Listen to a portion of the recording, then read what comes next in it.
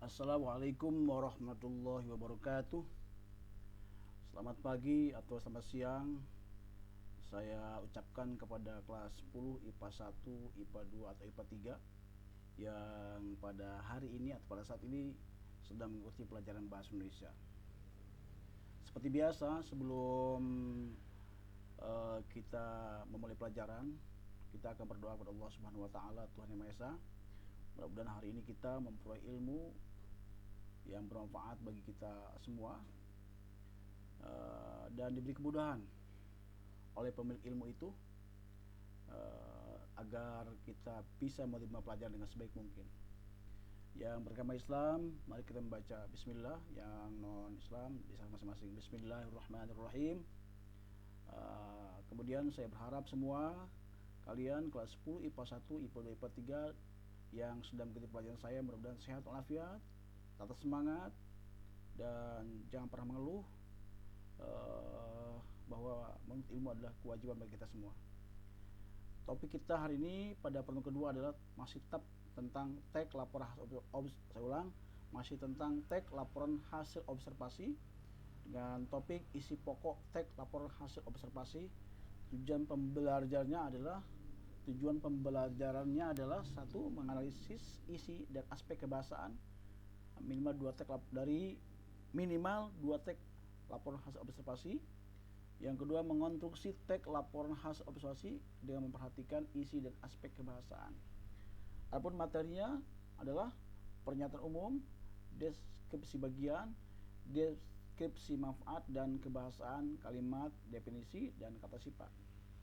Dan sekali lagi sampaikan, dalam sebuah teks laporan hasil observasi ada fakta, ada konsep, ada prinsip, ada prosedur. Sekali lagi, ada fakta berupa observasi, ada konsepnya laporan hasil observasi, prinsipnya adalah hasil observasi, prosedurnya adalah isi pokok teks laporan hasil observasi. Seperti saya sampaikan pada pada pertemuan pertama dengan topik teks hasil laporan hasil observasi, mudah-mudahan kalian masih ingat bahwa laporan hasil observasi disusun tujuannya adalah untuk menambah pengetahuan atau wawasan pembaca tentang sebuah objek, dan strukturnya adalah ada 3. Kalian bisa ingat kembali. Pada sisi lain kita akan bahas bahwa satu, laporan hasil observasi ada yang bersifat populer dan ada bersifat ilmiah. Laporan hasil observasi yang bersifat ilmiah tentu menggunakan bahasa baku. Kalian bisa lihat contoh LHO yang berjudul tumbuhan mokol dan dikotil pada pertemuan pertama kita. Ciri kebahasanya disesuaikan dengan kaidah bahasa baku. Ya. Yang kedua, menggunakan istilah sesuai dengan topik teks. Dalam KBBI, Kamus Besar Bahasa Indonesia, istilah adalah kata atau gabungan kata yang dengan cermat mengemukakan makna konsep, proses, keadaan atau sifat khas dalam bidang tertentu. Kita ambil contoh, upacara adat mapag panganten merupakan salah satu ritual yang menjadi bagian dari seluruh rangkaian upacara adat penyambutan garis bawah dalam masyarakat Sunda. Kesenian ini melibatkan sejumlah pemain gamelan, penari, pembuat ubu-ubu, dan kilengser. Nah, ada istilah di sini, ada gamelan, penari, pembuat ubu-ubu, dan kilengser. Yang ketiga, menggunakan kata yang dibendakan hasil proses nominalisasi. Contoh prosesi dari kata proses, penyambutan ada bentuk pe dan an dari asal kata dasar sambut, kata kerja pengantin, pe membentuk kata benda, kedatangan dari kata asal datang, ke dengan an pernikahan, pe ditambah dengan an dari kata nikah menjadi pernikahan, perhatian, keseruan, dan sebagainya. Kemudian berikutnya D, menggunakan kata kerja material atau kata kerja yang menunjukkan tindakan suatu benda, binatang, manusia, atau peristiwa. Contoh, salah satu yang mengundang perhatian penonton adalah keseruan dari prosesi upacara sekatenan di Yogyakarta, yaitu cara berjalan abdi dalam membawa kabar putih yang disebut kiai. Kata mengundang itu adalah kata kerja material. Berikutnya lagi, kami akan menyambut kedatangan tamu di depan lobi sekolah. Kata menyambut adalah jenis kata kerja material. Yang ketiga, Yang menggunakan copula, yaitu kata adalah merupakan, yaitu untuk menjelaskan pengertian konsep. Jadi kalau dalam teks LHO, lapor hasil observasi, sering menggunakan adalah, merupakan, yaitu. Tumbuhan monokotil adalah makhluk hidup yang memiliki banyak bentuk dan jenisnya. Saya ulang, tumbuhan adalah makhluk hidup yang memiliki banyak bentuk dan jenisnya. Ada kata adalah. Sekolah merupakan tempat menuntut ilmu untuk bekal masa depan. Ada kata merupakan. Itu adalah contoh penggunaan copula dalam teks lapor hasil observasi. F menggunakan kata atau kelompok kata yang menyatakan pengelompokan. Contohnya, berdasarkan bijinya tumbuhan dapat diklasifikasikan dalam dua kelompok, yaitu tumbuhan monokotil dan tumbuhan dikotil. Diklasifikasikan ke dalam dua kelompok adalah ciri dari teks lapor hasil observasi. Terus berikutnya hampir setiap daerah. Kata hampir setiap daerah juga sama, adalah bentuk dari contoh kalimat yang sering muncul dalam teks lapor hasil observasi. G menggunakan kata yang menggambarkan sifat atau perilaku benda, orang, atau suatu keadaan. Ini berkaitan dengan kepentingan di dalam memaparkan suatu objek dengan sejelasnya. Contoh, perkembangan zaman mengubah pola pikir dan olah rasa masyarakatnya. Mereka cenderung menggandrungi hal-hal yang datang dari luar. Kata menggandrungi adalah penggambaran sebuah sifat, perilaku atau benda. Yang berikutnya, rata-rata generasi muda melengahkan upacara tradisional. Kata melengahkan sama, menggambarkan sifat atau perilaku benda atau orang dalam satu keadaan. Yang H menggunakan konjungsi yang sifatnya menambah atau mempertentangkan. Contoh, upacara itu tidak berlangsung lama karena fungsinya hanya untuk menyambut kedatangan kedua mempelai atau penjabat atau negara dan mengantarnya ke kursi pelaminan. Namun, meskipun begitu, kehadirannya kerap ditunggu dan mengundang decak kagum banyak penonton atau banyak orang. Kata namun adalah konjungsi yang menghubungkan antara kalimat pertama dan kalimat kedua, yang fungsinya menambah atau mempertentangkan. Di sini fungsinya mempertentangkan. Kemudian ciri kebahasaan teks lapor hasil observasi yang lain adalah teks lapor hasil observasi secara struktur memiliki struktur generik, yaitu pernyataan umum atau klasifikasi dan deskripsi bagian atau anggota. Aspek kebahasaan yang sering kita temukan dalam teks hasil laporan observasi adalah 1. Perba atau kata kerja.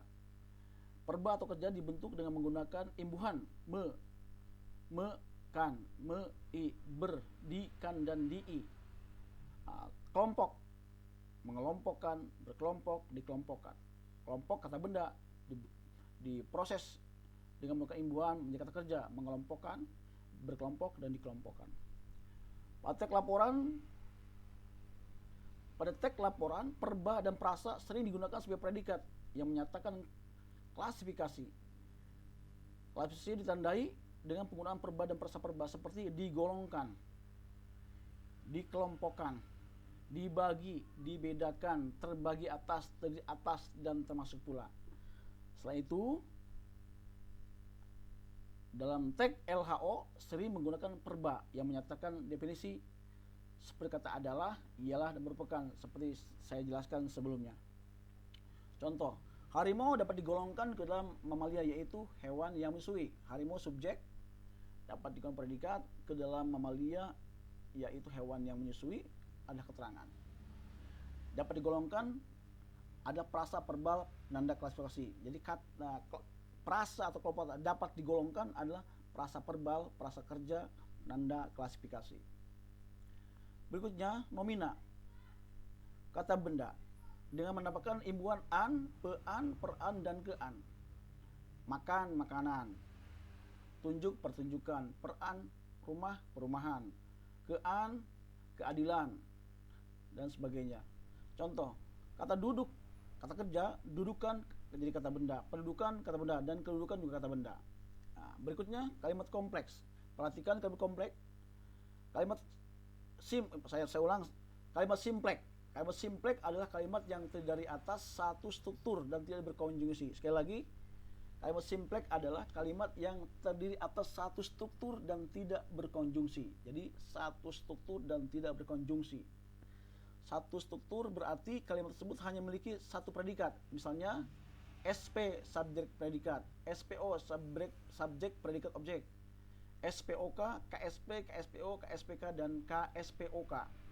Contoh, anak saya sedang berkunjung ke Papua. Anak saya subjek, sedang berkunjung predikat, ke Papua keterangan. Anak saya yang bernama Budi sedang pergi ke Roma.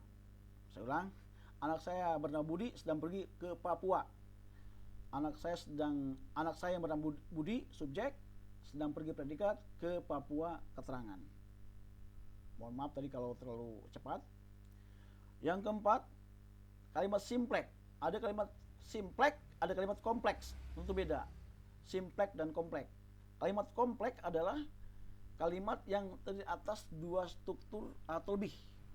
Dalam kalimat simplex hanya satu struktur dan tidak berkonjungsi. Tetapi dalam kalimat kompleks terdiri dari dua struktur atau lebih dan berkonjungsi. Dua struktur tersebut memiliki dua predikat atau lebih dan berkonjungsi.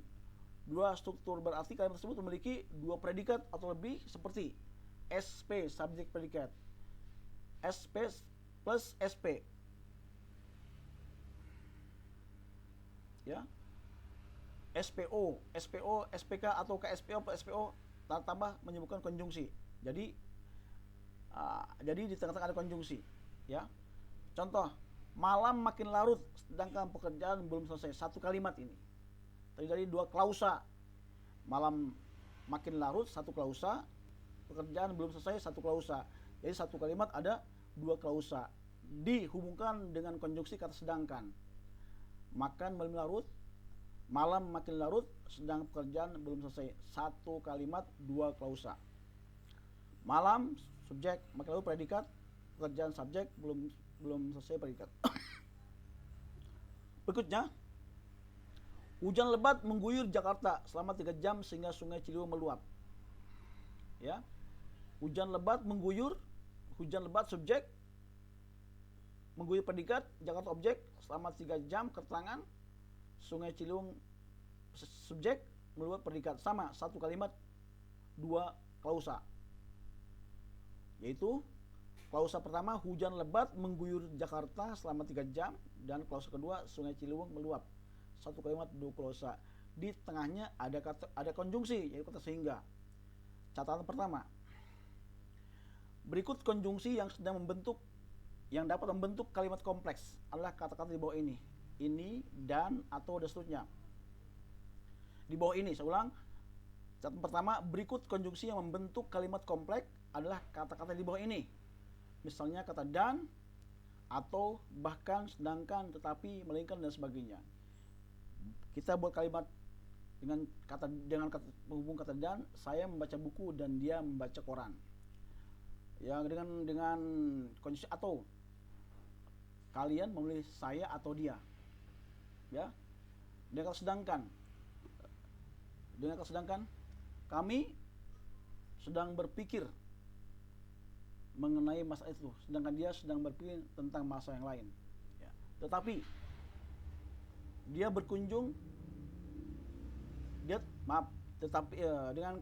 dengan konjungsi tetapi, dia pintar tetapi sombong, dan seterusnya. Catatan kedua, cara menentukan frasa atau kelompok kata.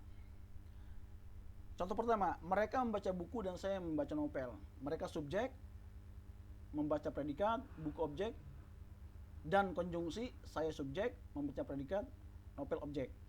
Kalimat ini tidak memiliki frasa atau kelompok kata karena satu kata diduduki satu fungsi. Mereka subjek, membaca predikat, buku objek, saya subjek, membaca predikat, dan novel objek. Mari kita bandingkan dengan kalimat di bawah ini. Mereka membaca buku di taman sekolah. Mereka subjek, membaca predikat, buku objek di taman sekolah keterangan. Kalimat ini hanya memiliki satu frasa, yaitu di taman sekolah. Kenapa? Karena mereka diduduki satu fungsi, subjek. Demikian juga membaca dan buku diduduki masing-masing satu fungsi. Yang ketiga, sekelompok anak muda itu sedang menyusun laporan penelitian di perpustakaan. Subjek, predikat, objek keterangan. Perhatikan yang diberi tanda warna. Kalimat ini terdiri atas 4 frase atau 4 prasa. Satu, kelompok anak muda itu sedang menyusun laporan penelitian dan di perpustakaan.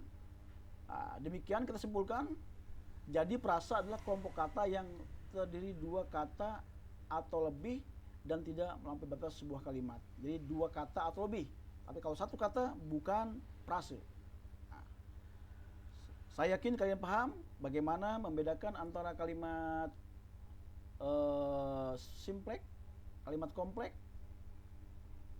terus nomina, perba, dan seterusnya. Dan bagaimana kalian memahami tentang bagaimana sebuah prasa dibentuk. Kalau 2 kata atau lebih itu adalah prasa atau kelompok kata, tapi kalau 1 kata bukanlah prasa. Berikutnya, langkah menyusun LHO, laporan hasil observasi. Dalam pertemuan ini, kalian diharapkan bisa menyusun laporan hasil observasi. Dalam pertemuan pertama, saya menyampaikan bahwa tip menyusun laporan hasil observasi adalah dengan banyak membaca dulu contoh-contoh laporan hasil observasi yang dibuat oleh orang lain dengan topik yang berbeda-beda. Saya yakin kalian sudah membaca semua dan paham bagaimana cara menyusun laporan hasil observasi. Yang pertama, tentukan topiknya, apa yang akan dilaporkannya, baik yang berkenaan dengan fenomena alam, sosial, maupun budaya. Jadi topiknya bebas. 2, menyusun kerangka LHO dengan perhatikan kelengkapan dan ketetapan. Saya ulang, menyusun kerangka LHO dengan perhatikan kelengkapan dan ketepatan strukturnya, meliputi definisi atau penyataan umum, deskripsi bagian, dan deskripsi manfaat. Berikutnya, mengumpulkan fakta atau informasi yang berkaitan dengan topik yang kita pilih. Sebab LHO dibangun dari hasil pengamatan, yang membaca buku atau referensi, observasi, atau mungkin juga wawancara. Mengembangkan informasi sesuai kerangka dengan perhatikan kaidah kebahasaan yang berlaku dalam menyusun laporan hasil observasi. Nah, itu beberapa hal yang perlu kalian ingat tentang laporan hasil observasi. Nah, untuk menguji kemampuan kita, maka saya akan menyampaikan latihan sederhana untuk kalian semua, yaitu latihan untuk menguji kemampuan. Bacalah LHO berikut ini. Ada teks LHO yang berjudul beruang madu. Setelah dibaca, kalian kerjakan di bawahnya dengan jawablah pertanyaan berikut ini. Ada 4 pertanyaan, silakan kalian kerjakan. Kemudian bagian B-nya, kembangkan kalian di bawah ini menjadi LHO. Jadi kerangka udah kita susun, lalu kita buat sebuah laporan hasil observasi secara utuh dengan menggunakan topik yang ada pada layar ini. Demikian. Kalau saya terlalu cepat atau kalian kurang memahami apa yang saya sampaikan, bisa menghubungi saya. Demikian, mudah-mudahan ada manfaatnya. Mari kita tutup dengan mengucap alhamdulillah amin. Terima kasih. Assalamualaikum warahmatullahi wabarakatuh.